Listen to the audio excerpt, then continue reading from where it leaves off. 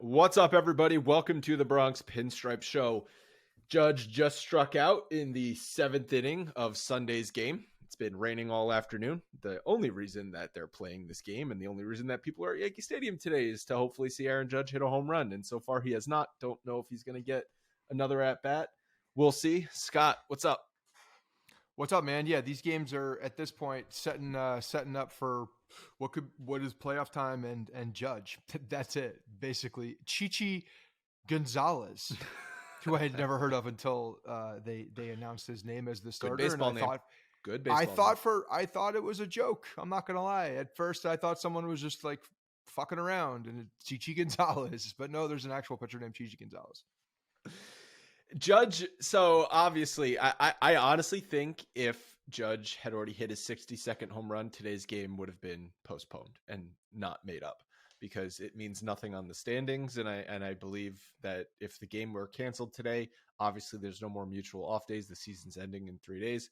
They could just call it and teams wouldn't play a full schedule, but it doesn't impact anything. But obviously, since Judge is still trying to hit a 62nd home run, they're forcing the game in, which is totally fine. I think what the last couple weeks have highlighted, because it's been 10 days since Judge hit his 60th home run. I think what this has highlighted is how insanely hard it is to hit home runs at this point of the record chasing, right? For a number of reasons. For a number of reasons. With Bonds and with McGuire, they were passing. I know McGuire was passing Maris much earlier in September. And then I think with Bonds, a lot of stuff was weird because of the hiatus from 9/11. And I don't know the exact date at which he hit his 71st home run because that was to break McGuire's record. But, I mean, you're seeing for right now how hard it is for Judge. Like, he's obviously up there trying to hit home runs, especially today. He's been swinging out of his shoes, which is not Aaron Judge. He doesn't need to swing as hard as he can to hit home runs. So he's expanding the zone. He's changing his approach because he knows it's like, I really want to do this at home. Enough already. Let me just hit a home run. And then also the pitchers are really not giving him anything to hit, which I understand. I sarcastically tweeted yesterday afternoon, I can't believe the opposing pitchers aren't throwing Judge fastballs down the middle. And I think some people are like, well, it's a disgrace to walk him. It's like, okay, yeah, like intentionally walking him in an 8-0 game or a game that doesn't matter for anything. Yeah, I agree. That's a disgrace. But if a pitcher is just pitching him carefully because they don't want to be the one to give up the home run, I completely understand that. So I mean, at this point, first of all, I think it was the Saturday game, they were talking about the pitcher who had started the game was a former teammate of his in the Cape Cod League. And I thought for sure in that because he got a third at bat against him. And I thought for sure in that at bat, he was going to get a fastball down the gut. Like it was going to be, he gave him it was a curveball that didn't have a ton of break that was over the plate as the first pitch. And maybe that was his like, here you go. I'm going to put one right over the middle of the plate. But I thought for sure he was going to get a fastball at that point. I don't know why you're not challenging him. He's definitely missed. And today, Sunday, we're recording this, obviously 7th inning, as you just said. He's had a couple opportunities, and he just didn't hit them. Because you're right. He's swinging out of his shoes. You can tell he's pressing and trying to hit more. And also, I feel like he's chasing the rain. Like at any point, the game could be stopped as well. So he knows that. He knows that bats are going to be limited, and then pitches to him are going to be even more limited. So yeah, he's got to be perfect. He's got to not miss basically when he gets the opportunity. He did a couple times, but at this point, like in the Texas series, they just need to go after him. And I think again, it'll be good for him now to get on the road. Although I thought this was going to be, I really did think that he was going to get it at home against Baltimore. But there's nothing at this point, nothing to gain from anybody for him to not get some fastballs and just at least get the at bat over with. But what is that? What do you mean? To challenge? Like you're saying, just a pitcher should just go up there and throw it down the plate? Should challenge him. Yeah, give him pitches. Challenge him around the strike zone. Don't go in there to be careful. It doesn't mean anything at this point. Challenge him. But what if a pitcher doesn't want to give up a home run? They don't want to be the pitcher that gives up the 60-second home run. No Then pitcher be the wants better to person in the at bat. I don't know what to tell you. Don't be a little bitch. Just challenge him. If he hits a home run, he hits a home run. Again, if he doesn't, he doesn't. I'm not saying throw 4 balls in the dirt or intentionally walk him, but if you're like what we saw this weekend, like he's been pitched very carefully, breaking balls away, fastballs up and in, like nothing to hit. Like, fine, you're saying a pitcher should just rear back and throw it as hard as he can over the plate? Why would a pitcher do that? You're making things up right now. I don't know what you're saying. You're saying challenge him around the strike zone. Challenge him. Yes, exactly. And they did fastballs around the strike zone. It doesn't have to be a fastball. I'm just saying throw balls over the strike zone. If you throw, that's what they're doing. They had a couple times, and he did miss a few times, but he's also not getting a ton of pitches that he's getting a ton of off speed stuff. A ton of off-speed stuff that he's just spitting on, basically. And if they throw one for a strike, a lot of times it's just plotting in there, or he's not getting good swings on it. So the Texas series, there's no reason for any pitcher to not. There's nothing on the line at all. 0 things on the line. So they should challenge him. And if he wins the battle of the pitcher going after Aaron Judge, then so be it. So as we're recording this, Marinaccio just walked off the mound with an apparent injury. Logan, I don't know if you want to scour Twitter, see what people are saying. We're going to talk about the playoff roster because these last 3 games against Baltimore don't mean shit. And no one wants to hear us talk about them. It's only about Judge. And we're going to look ahead to the playoff roster. Obviously, Marinaccio was going to be a piece of that bullpen. And now that's in question. It's like this bullpen, man, is scary entering the playoffs. But yeah, okay, fine. I get your point. I think I'm leaning the other way just to play devil's advocate on the Judge stuff. But, you paid $300 to go to this game and you just want to see him hit a home run and you don't want to see him walk. You don't want to see him strike out. Like, I totally get it. But at the same time, I'm not expecting pitchers to just rear back and throw fastballs and let Aaron Judge take them deep. So no, and if you're expecting that to happen in Texas, it's not going to happen in Texas. They're not going to do that either. They're going to continue to throw him breaking balls. He's going to get in counts 2-1, 3-1, and hopefully he sits on the right pitch and a pitch is close enough to the zone and he can take it out. That's how it's going to have to happen. I mean, if he's playing every day, whether it's DH or in the field, I assume DH, but there's going to be a number of pitchers plays every day until because. This is a doubleheader Tuesday. I would fully expect some fastballs to be thrown over the plate in the Texas series. Last series of the year, he's going for 62. I promise you there are some fastballs over the plate. I think he plays every game until he hits the home run. There's the doubleheader Tuesday. So I think he'll probably play the outfield Monday. DH, if he hits it, then he doesn't play Tuesday, or maybe he just DHs one of the games. DHs the last 3 games of the season until he hits the home run. And if he doesn't hit it, that then obviously freaking sucks. Kind of going back to what we were talking about last episode, you said Judge is only getting a handful of pitches to hit and he's got to hit them. That's exactly what Barry Bonds did from 2001 through 2004. That's exactly what he faced. He was intentionally walked more times in 2004 than Aaron Judge has walked total this season. Okay, he walked an obscene amount of times. He had like a 600 on base percentage. He saw 3 pitches a week to hit, and he hit 2 of them for home runs. I know he had the most steroids of anyone humanly possible. Okay, his neck was as wide as a truck. I get it, but he also dealt with this too and was able to hit the home runs. That's how much of a freak he was.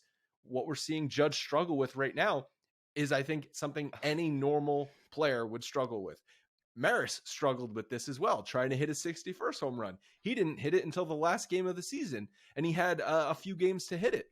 It's really freaking hard to hit a home run when everyone is just there to watch you hit a home run.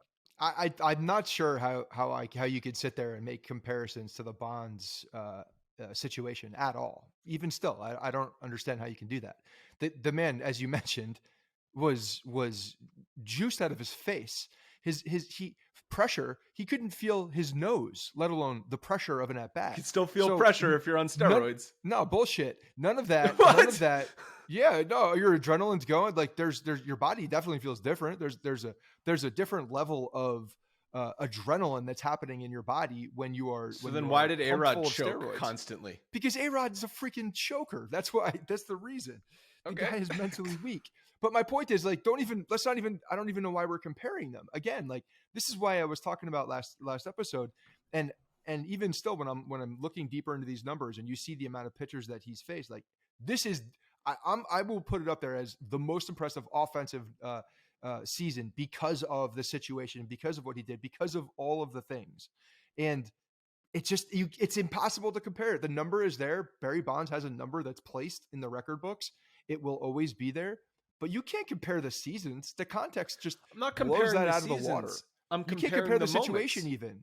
I Yes, can't you compare can. them. I cannot Why compare not? them because They're one still, man all right. had steroids shooting through his body the entire Yep. time, and one man didn't. But my point That's it. was that they each were being pitched carefully because of who they were and the moment that they were in. Yeah. And that's the factors that they dealt with. I understand that Bonds had the steroids as well. So I totally get why people think if Judge hits his 60-second home run, that's the record. It's everyone's entitled to that opinion. That's a different opinion. I'm not even talking about that. That is, or the fact that you think what Judge is doing this season is more impressive than what Bonds or McGuire or anyone prior in history did. Fine, you can think that 100%. 100%. Okay, that's fine. All I was saying is that it's interesting to look at how hard it is for Judge right now because of the moment and because of the situation. I'm not shitting on Judge. I think anyone would go through this. Stanton had, I think, 7 days to hit his 60th home run back in 2017. And that wasn't even to do anything. That was just number 60. He would have still had to hit 2 more. Okay. And so, like, he couldn't deal with the pressure. I'm sure if we go back and look at those at-bats, he was also being pitched very carefully, especially because the Marlins were, had no one in that lineup. Actually, no, I think they did have like Yelich and some other guys around him in the lineup, but still the point stands. Like, he was probably being pitched very carefully. Hard to hit home runs when you get one pitch and at bat to hit. Yeah. Especially when you're trying to hit a home run. Totally agree with you in the fact that it's hard. I'm just not going to sit here and say that it was hard for everybody, but Barry Bonds delivered. Well, yes, he did, but he was also cheating. He talked about how hard it was for him on the K-Cast the other day. Yeah. Who, Bonds was on the K-Cast? Bonds was on the K-Cast the other night and talked about how hitting the 61st home run was the hardest one to hit for him. I did not watch that K-Cast with Bonds on it. Okay, cool. I believe so. Clemens was also on it. So yeah, so it was just an all. Clemens is on every week. Between Clemens, A-Rod, and Bonds. Yeah. So little sabermetric stat for you. Between Clemens, A-Rod, and Bonds, they have done 43% of all the steroids in the world. Yeah, good for them. The horses be damned. So let's talk about a good decision. And it's brought to you by Athletic Greens. Hope you guys went on athleticgreens.com to check them out after we talked about it last episode. But I think a good decision today was the first base umpire not calling Aaron Judge out on a check swing, even though I think it was blatantly obvious he did swing and it should have been strike 3. The pitcher was like, what are you talking about here? He went all the way through. And then on the next pitch, ironically, it didn't really look like a check swing, and the ump was like, "Okay, I got to call you on this one. I can't go too, not call 2 here." And then it's just a lot of things happening with Judge today because there was also a pitch later in the game in an at bat that was low, middle of his shins. We've seen it called a strike a dozen times on him this year. Boone has been tossed for it. Judge has been yelling about it, but this time Judge is still sitting in the box like, "Oh, you sure that wasn't a strike?" So just a lot of irony in some of the Judge at bats today. The umpires have some pressure alongside everybody. Big pressure, else, right? Big pressure. They want to stretch. Everybody wants the at bats to stretch as long as possible. Because if you're the home plate umpire and you call a close pitch a strike 3 on Judge, and then after the game or during the game we see it's outside of the box, people freaking out. You better be 100% sure that is strike 3 if you're calling strike 3 on Aaron Judge right now. Yes, absolutely. And there have been some close calls. So I do sympathize with the umpires. They're in a tough spot as well when Judge is up. new balls. Everybody's looking for one thing: pitchers, hitters, fielders, audience, everybody, even Aaron Judge. And they're in a difficult position. Like they just have to be very, very sure that strikes are strikes in those particular at bats. And you know what? If the checked swing, if he's got it against his chest and his body follows through, it happens all the time and it's not called. Don't call that. And they didn't. It was a good decision not to call. It's also a good decision to drink AG1 every morning. AG1 is a daily supplement that you drink first thing in the morning. It's packed with multivitamins, minerals, nutrients that all work together to make you feel like your healthiest self. Some of the many benefits include it supports mental clarity and alertness. That's why you're supposed to drink it first thing in the morning before anything else. Promotes gut health with pre and probiotics. It can give you better sleep quality and recovery.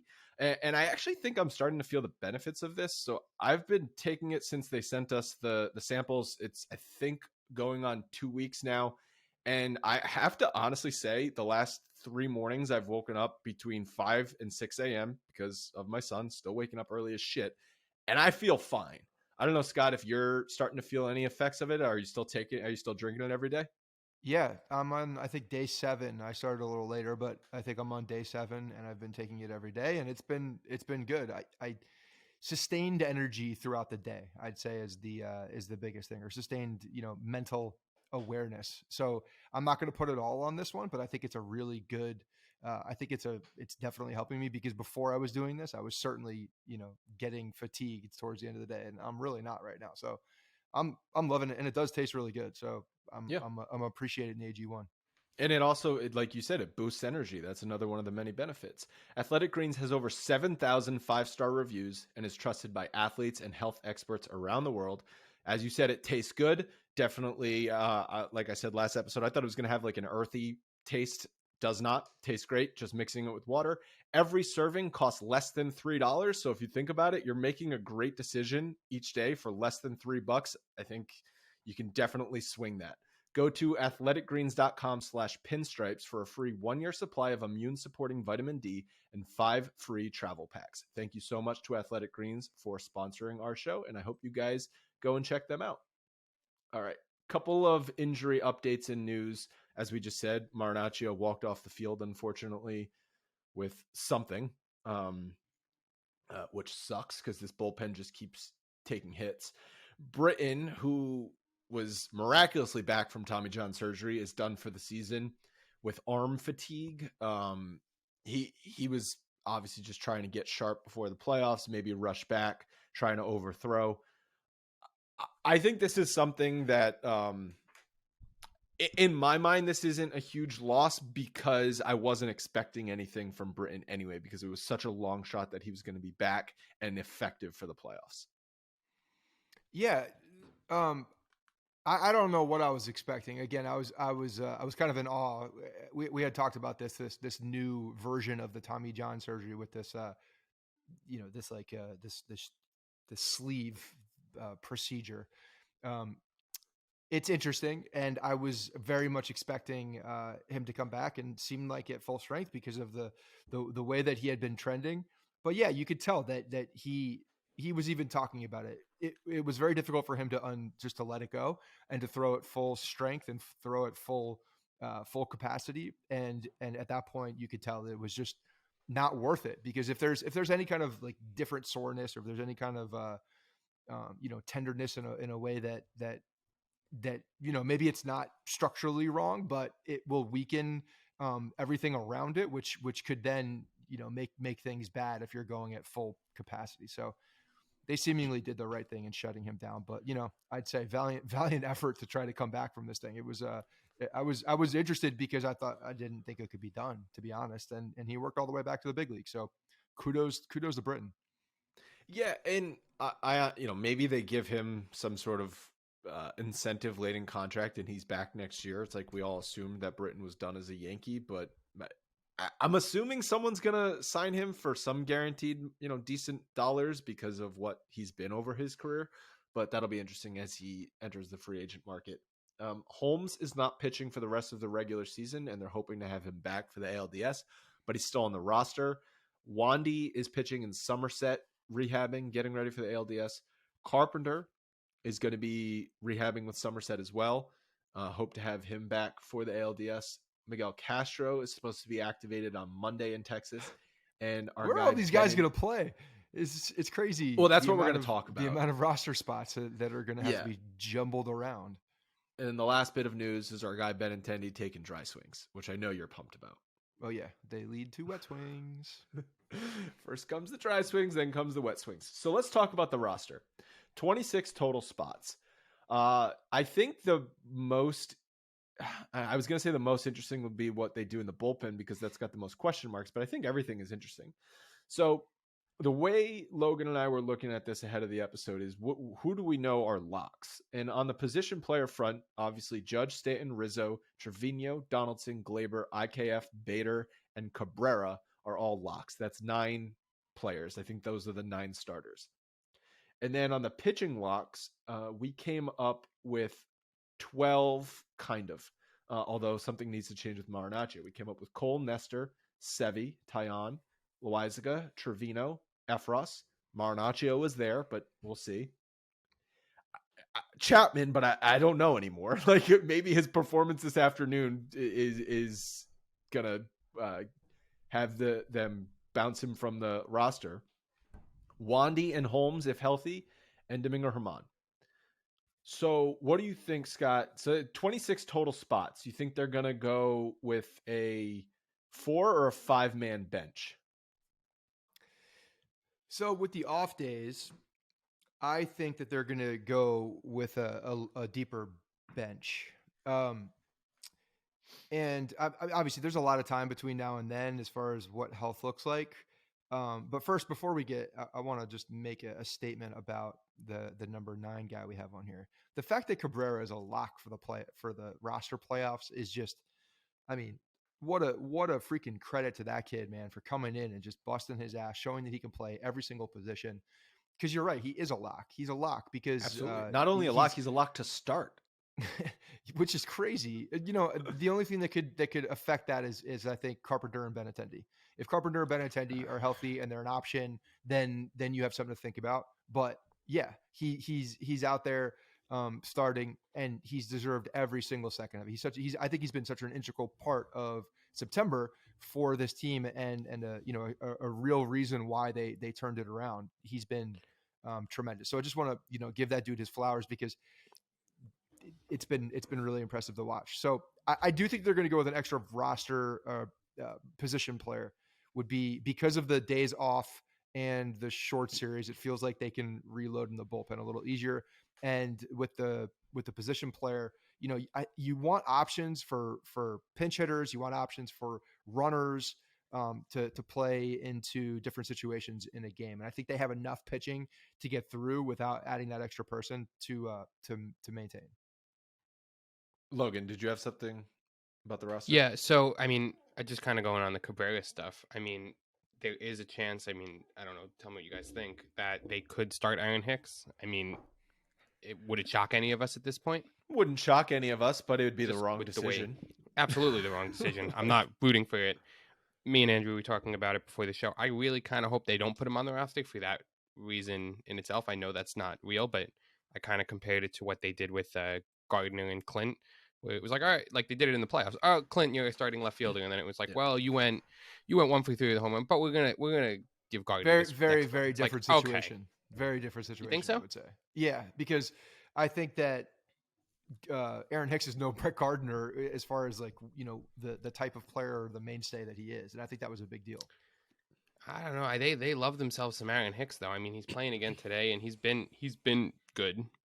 I won't lie. Well, the Hicks roster decision is going to be, I think, dependent on the health of Carpenter and Benintendi.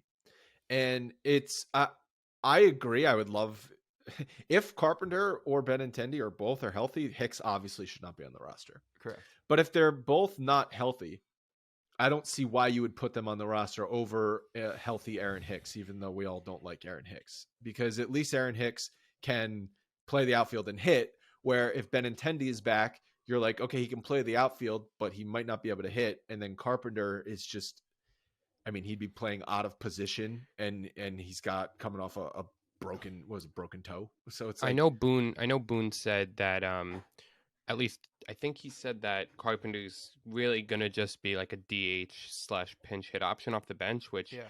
if you think about it is kind of what they acquired him to do. You know, they love, well, not love. They've had a need over the past few years for that lefty pinch hitter. I go back to that Mike Ford at bat in 2020 where they threw Mike Ford in there. He didn't have an at bat since July. And they were like, yeah, we need a lefty off the bench. And they put him on the playoff roster and gave him an at bat. And they need that, I think. Well, I think they like to use that better yet. So, you know, I think that's going to be Carpenter's role, whether we like it or not, unless they just don't hit it all. But they also said they're not going to put Stanton in the outfield. So it's interesting. yeah, Stanton in the outfield. He has not played, correct me if I'm wrong, not played the outfield since he came back off the IL, right? Yeah, you're right. Right. So I don't see them putting him in the outfield either. They said that. Like they said, like not. Yeah, they've been talking. Yeah. He's not at this point. He's a designated hitter for what they're, and you know, maybe at some point in the playoffs they're pushed into that and they'll make that you know, they'll make a decision at that point, but they're not going to plan for it at least.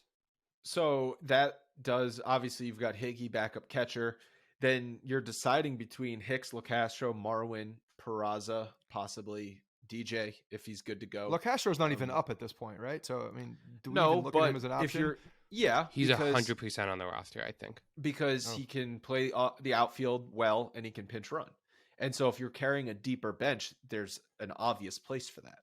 So I guess if we're looking at what the debate is, let's just what puts this all very much in the gray area. Obviously, is the health of Benintendi and the health of Carpenter. But if we're taking Carpenter out as an outfield option, but Benintendi is, let's just talk about them both as healthy players. Do you think that at one point, you know, the last roster spot, you're looking at a LaCastro, Hicks possibility? No, because they do different things. No, it would be like LaCastro or Cabrera. Is Cabrera in that last person conversation if Benintendi's playing left field? No, see, I don't think Benintendi is playing left field for the ALDS. I think if he comes back, if he's on the ALDS roster, he's probably a backup outfielder, which is why that doesn't really have much value. And you might be better off just holding him out for the ALCS. Obviously, you're not guaranteed to get there. But if Benintendi's not healthy enough to start and make 4 at-bats, he probably shouldn't be on the roster because LaCastro can also play defense and Carpenter can also hit. So you don't need Benintendi to do those two things as well. So at that point, you're still starting Cabrera in left field and LaCastro becomes an option. What about Hicks? I think Hicks is probably still on the roster. The only way Hicks is not on the roster is if Benintendi's 100%, and then you have Cabrera as the backup outfielder, utility player, or vice versa. Or vice versa with Benintendi not starting in left field, but having the ability to come in or be a designated hitter / pinch hitter. Because if there was even if there's a backup spot, right, and it's Aaron Hicks, and we're looking at Cabrera, Hicks, and Benintendi, like I would rather have Benintendi come off the bench and be a guy than Hicks at 70%. Though you rather have Benintendi 70% than Hicks 100%. Well, I don't know if we're talking about 70%, then I don't think he's going to be back. So that's the thing. It's like if Benintendi's 100%, he should be starting. Yes, I agree with that. And so if he's starting, then the decision is Hicks or Cabrera, and that's an easy decision. Right. So again, with LaCastro being there still, but Hicks staying off, because LaCastro defensive replacement at the end, a guy who come in, steal a base, kind of the OG Tyler Wade role that he could probably do a little bit better at this point. And then I think Marwin is there unless DJ is on the roster. If DJ is on the roster and we have those other guys we just mentioned, then Marwin's probably off the roster. Unless DJ gets hurt, I don't see how he's not on the roster. Oh, well, because he's back, you're right, and healthy. So I don't see how he's not on the roster. Because if he gets, I'm going to be annoyed, very annoyed if he gets hurt in his next week. Because to me, there's no reason for him to be playing right now. Well, no, I disagree with that because he's been so bad the second half, primarily due to injury, that you need to get him back and some and semblance sit of for another week again. You could have had 2 weeks of him resting, and if that's truly what this injury needs, then we could have waited 2 weeks while he's getting, in much more controlled circumstances. He could be in Somerset too. Yeah, he could be taking wet swings the whole time. He'd be taking the wettest of swings without being on the roster. And wet swings are live at bats. I know, but live at bats don't mean like full gameplay. A wet swing could be a simulated at bat. Yeah. I'm just so, saying, I don't get if that's the reason, and everything we've been hearing about this injury from the team is that the only thing that's going to help it is rest. So let's bring him back, a week before the season ends, and then wait another week for him to play again. Like, I don't get it. DJ said himself, which, take this. He kind of said, and the team, I think, said this, that really he thinks the only thing that's going to help it is like a full off season of rest. So he got it to a point where he felt like this is about as good as I'm going to get it.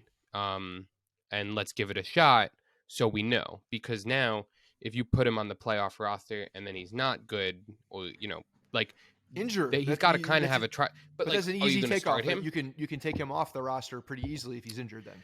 Yeah, but wouldn't you rather kind of know, if DJ is DJ, right, for these last 4 games or whatever he's playing, wouldn't you rather start him? Here's what I think. Start him. What you're saying? Start him in the playoffs? Yeah, you can't just start him coming off of the injury. You don't even know what you're getting yourself into. Yeah, if he comes out of if he goes, he gets 5 hits in the Texas series and he's like, oh, I'm feeling great. You start him at third base. Right, but if you waited, like Scott was alluding to with giving him the other 2 weeks off, then how do you you know don't what start to do with him in the playoffs? You don't start him. Yeah, that is why he's back, I think. Scott. Yeah. I know that that's why in theory this is why he's back. But again, this injury has everything to do with staying off of it or not. If DJ is feeling good and he's back, you have to at some point make the assumption that if he's feeling good, he's going to be back to DJ LeMahieu.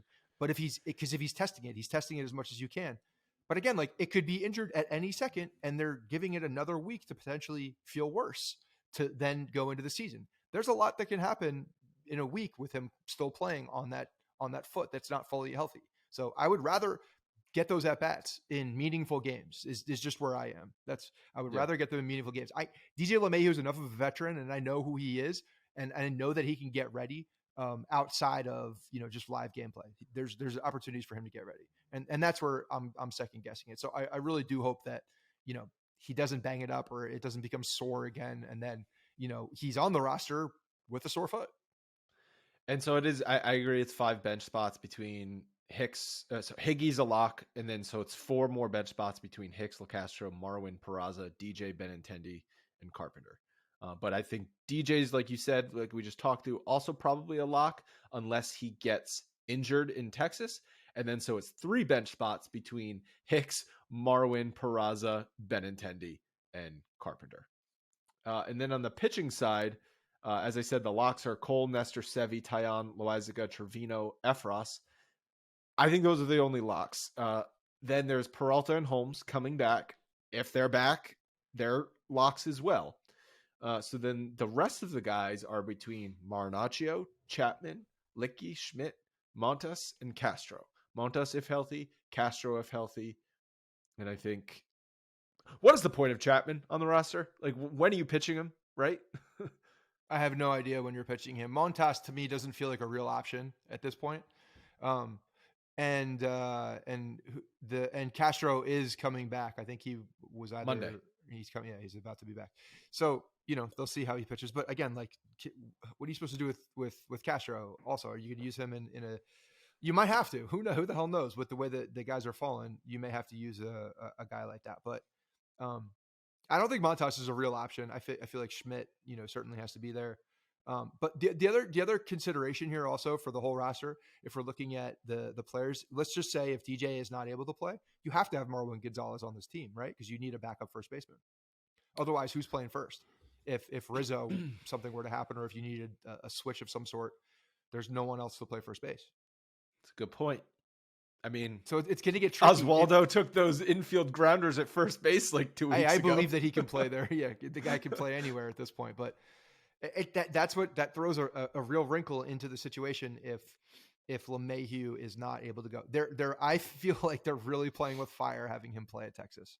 I really do.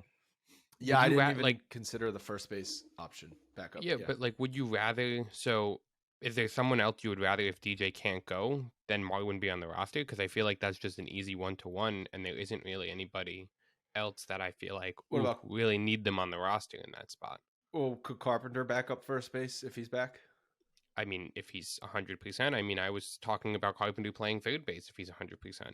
I mean.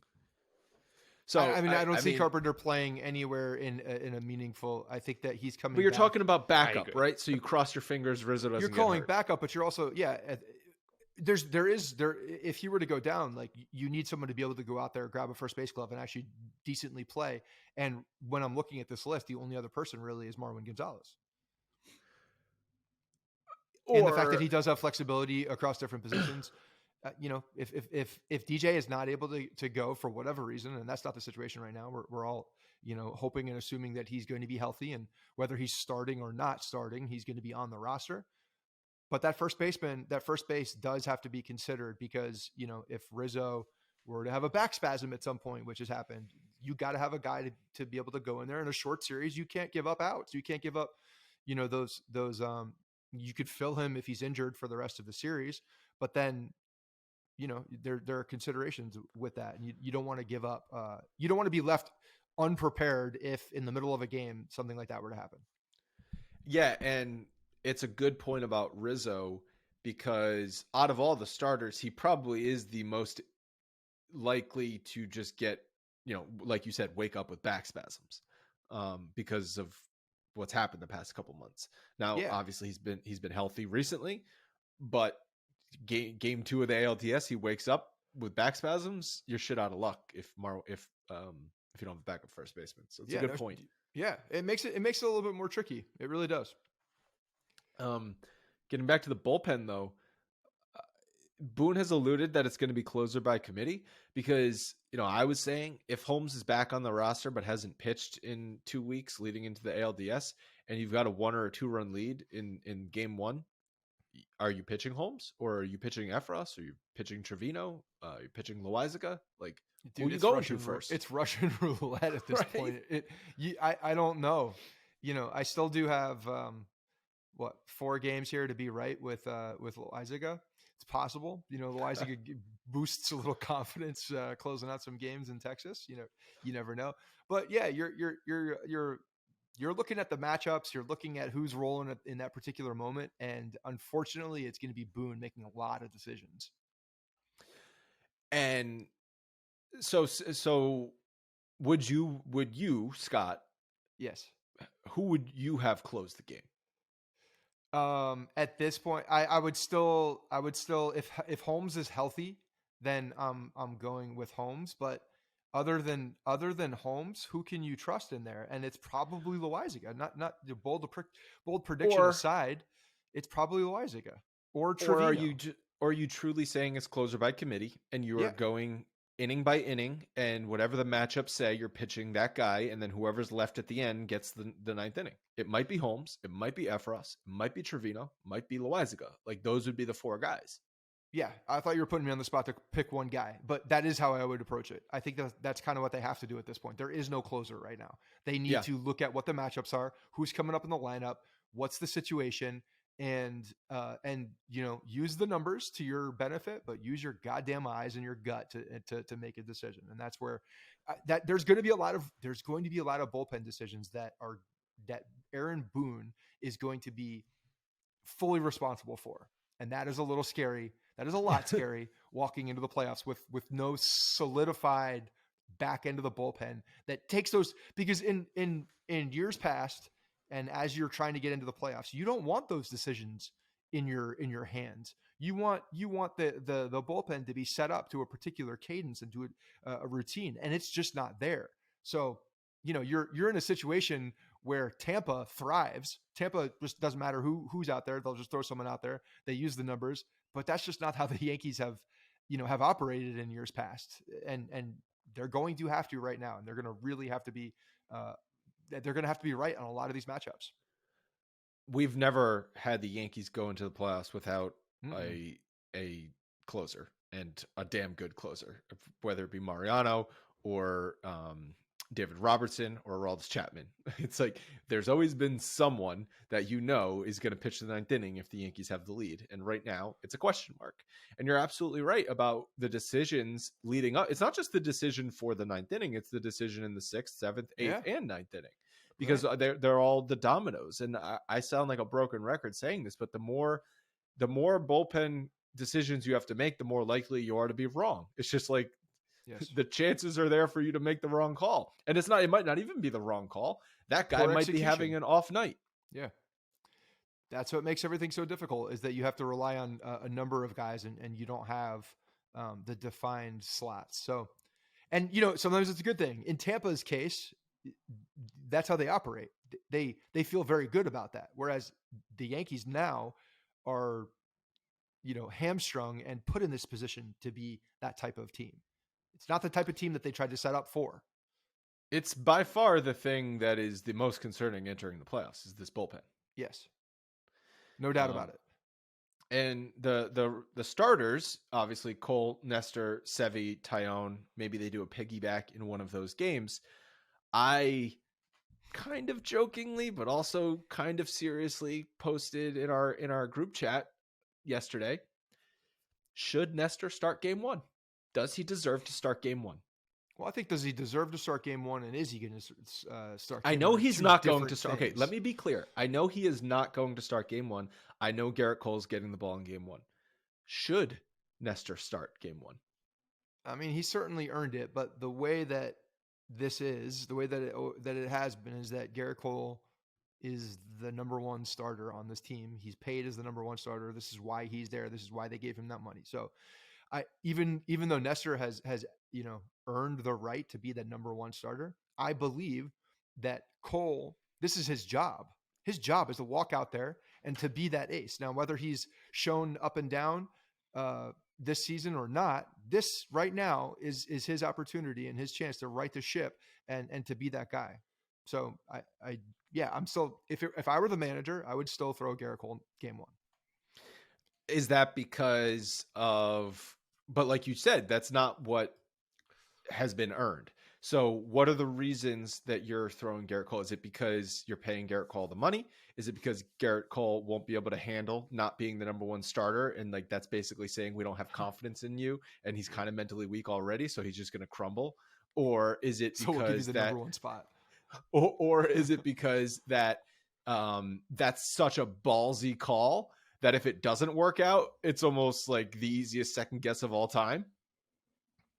Yes, all of the above. D, all of the above. Yeah, all of the above. Yeah, it's a very difficult position for you to not throw Garrett Cole number 1. That's first and foremost. I think it would be one. I don't think the front office would allow it to happen, to be honest. I agree. And two, this is exactly why he's paid. So big shot collar, Boone's shot collar would go off.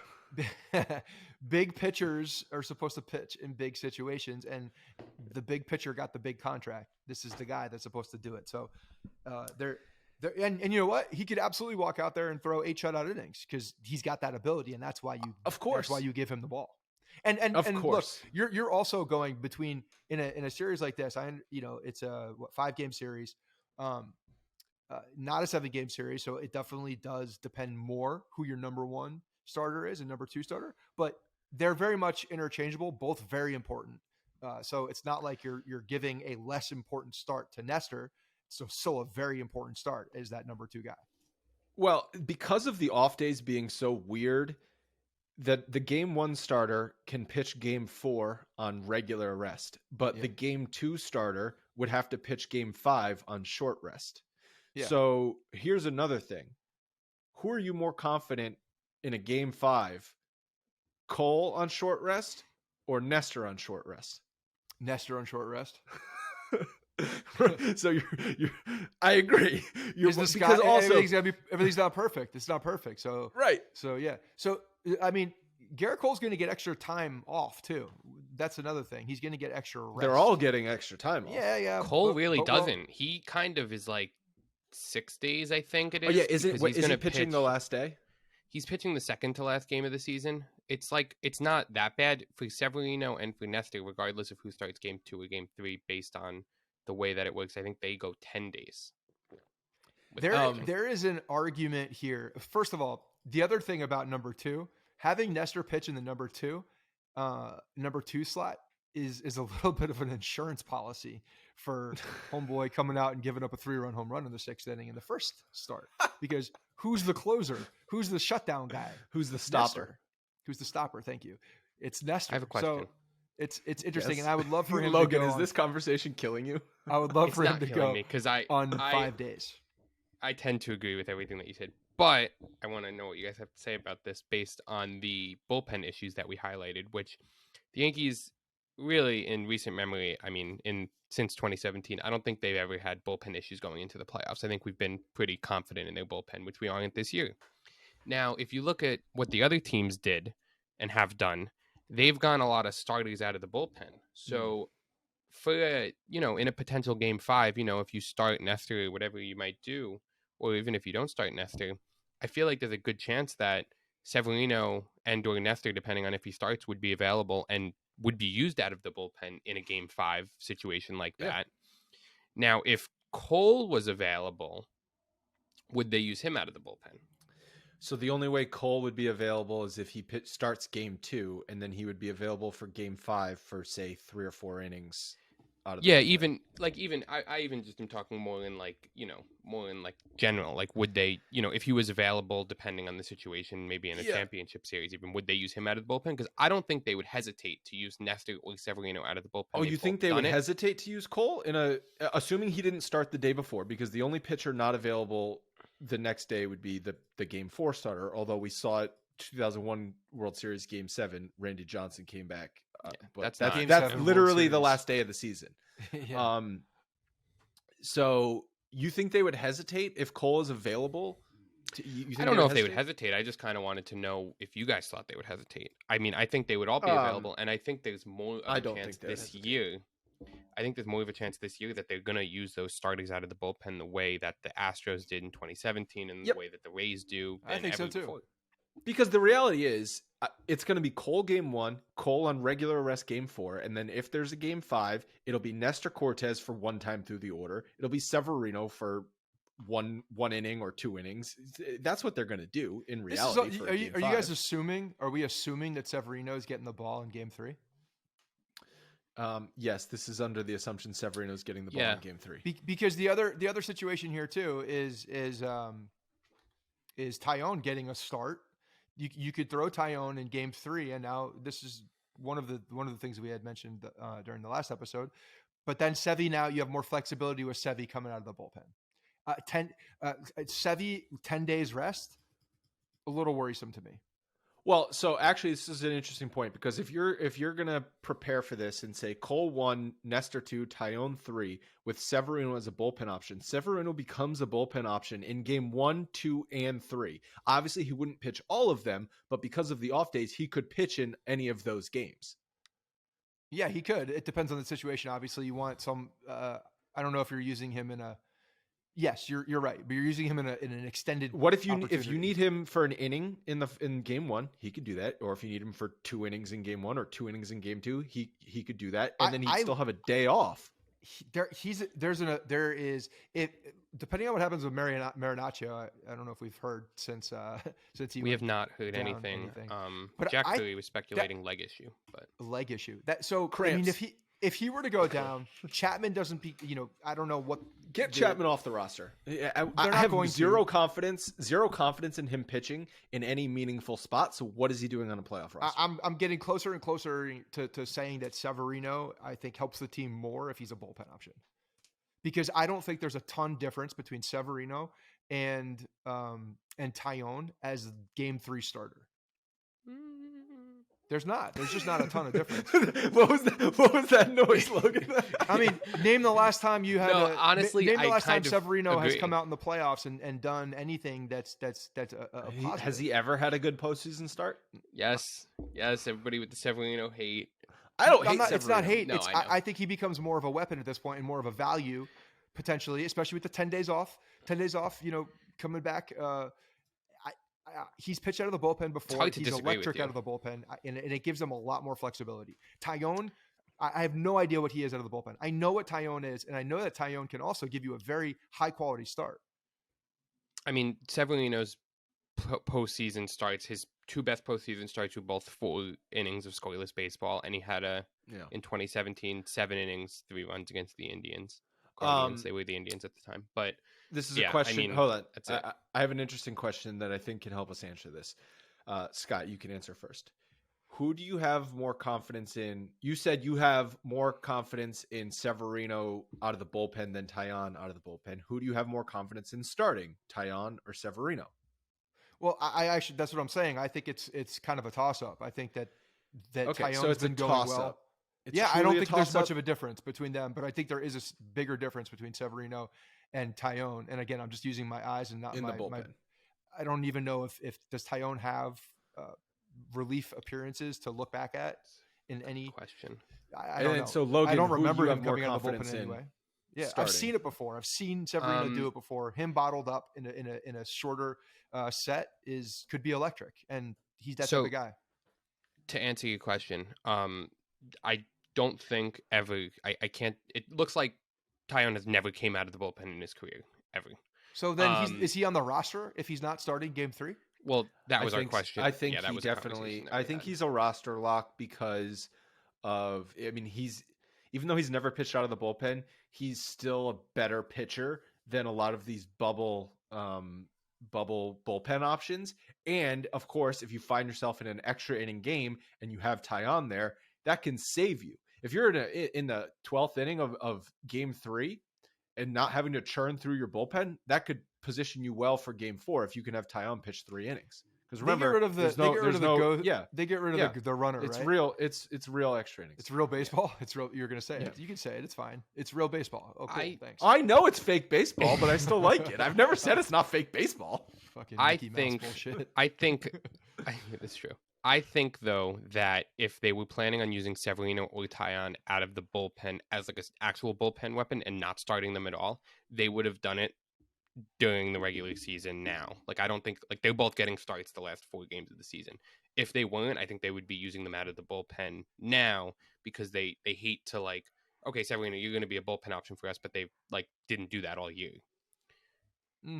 I don't know. I think with Severino, they have more flexibility. I think if I agree. Taillon, I agree with you, but I don't think they would do that. I think they need him to. Obviously, they want him completely stretched out. Severino has more flexibility because he's not. Is he at full capacity with pitch count right now too? Yeah, he should be now. I have an update on Marinaccio if you guys want a quick shin injury, which is good that it's not his arm. It's something that's been bothering him all year, but he will have an MRI now. Okay. He's got shin splints. Been bothering him all. A shin has been bothering him all year. What did he do? Whack it on a coffee table? I've no.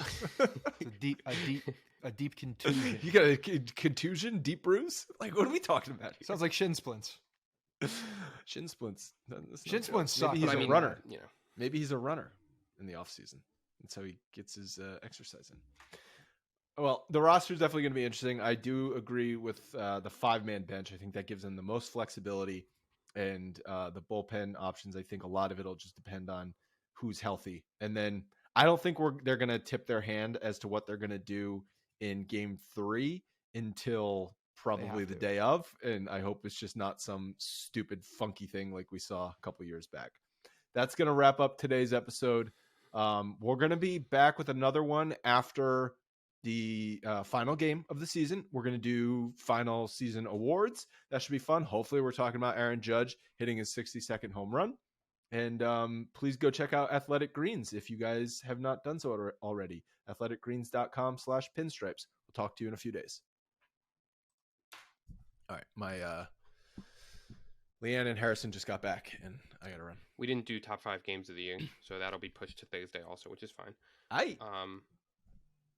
Because maybe Judge hitting a home run is in the top 5. Yeah. I mean, it should be the last one. It makes actually sense that we push it. It makes more sense there. Mm-hmm. Yeah. So I guess next record will be Thursday. And then yes, because the game's Wednesday afternoon. So Thursday I cannot do during the day. I'm going into the city for work. So what about Wednesday night? I think they do. I think it's a 3:00 game. Yeah, I think Wednesday night is probably the best. Wednesday's a 4:05 game. Yeah. 4 or So I 5 think p.m. on Wednesday, probably around 8:00. And then, I mean, so that would be, I guess, like call that midweek, Yeah, and then we'll do grades, or excuse me, awards, top 5 games, and judge, and then Sunday. yeah, I say we probably don't need to do another episode this coming week unless there's major news that happens. And then once we figure out who the opponent is, we can do an episode. Yeah. So the Blue Jays clinch the top spot, so it's not going to be them. It's Tampa Cleveland or is either Seattle. going to play Tampa or Seattle. Yeah. And then the winner of that. So God, then that Tampa in the first round would fucking blow. it would really blow. So I guess record that Sunday and have it out Monday morning, but that we might not know the opponent until Sunday night, Right. which would be We'll figure it problem. out. We could Yeah. also have someone from the opponent. Seattle, we could have Joe Fan on.